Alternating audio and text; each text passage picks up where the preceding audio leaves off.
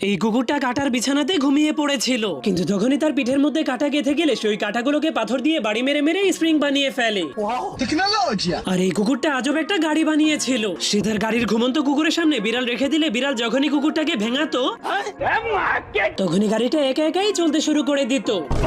আর এই কুকুরটা তো জুতা দিয়ে গাড়ি বানিয়ে সেই জুতার উপরে বসলেই তার গাড়ি চলতে শুরু করে দেয়, কিন্তু তার গাড়িতে কোনো ব্রেক না থাকার কারণে তার গাড়ির অ্যাক্সিডেন্ট হয়ে যায়। আর এখানে এই বাচ্চাগুলো তো দোলনা খাওয়ার গাড়ি বানিয়ে ফেলেছিল, আর এই মহিলাটা তো রশি দিয়ে লাফানোর গাড়ি বানিয়ে ফেলেছিল, কিন্তু এই বুদ্ধিমান কুকুরটা হকি স্টিক দিয়ে গাড়ি বানিয়ে ফেলেছিল। এই জন্য তার গাড়িটা থেমে গেলেই সে বলকে ব্যাট দিয়ে বাড়ি মেরে দিত, যার ফলে তার গাড়িটা চলতে চলতে তাকে সোজা অফিসে পৌঁছে দিত। এরপর শালা এমন একটা গাড়ি আবিষ্কার করে যেটা ব্যায়াম করলেই চলতে শুরু করে দিত।